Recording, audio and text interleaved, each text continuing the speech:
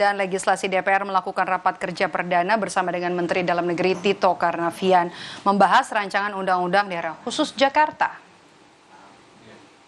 Salah satu yang dibahas Balik DPR RI bersama pemerintah adalah pasal-pasal kontroversial dalam rancangan undang-undang daerah khusus Jakarta.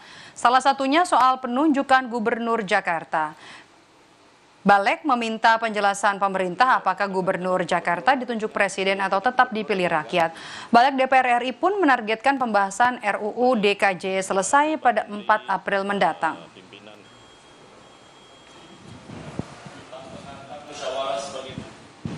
Peran perekonomian nasional, layanan dunia usaha terjaga, dan kualitas hidup masyarakat Jakarta. Tebakan ya. Karena yang namanya bersifat tetap. Menjawab pertanyaan Ketua Balik DPR RI dalam rapat, Menteri Dalam Negeri Tito Karnavian menegaskan, meski Jakarta statusnya berubah menjadi daerah khusus, namun Gubernur Jakarta akan tetap dipilih oleh rakyat lewat pilkada. Pernyataan ini, saudara, sekaligus menepis kabar Gubernur DKJ nantinya akan ditunjuk oleh Presiden. Sebelumnya beredar draft pasal 10 rancangan Undang-Undang DKJ yang menyebut Gubernur Jakarta akan ditunjuk dan diberhentikan oleh Presiden.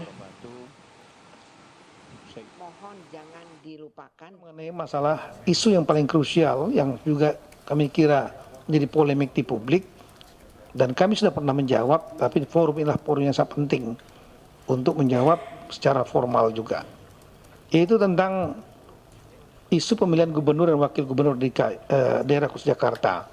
Sikap pemerintah tegas, tetap pada posisi dipilih atau tidak berubah sesuai dengan yang sudah dilaksanakan. Biarkan itu berproses di DPR. Kalau tanya saya, gubernur dipilih langsung.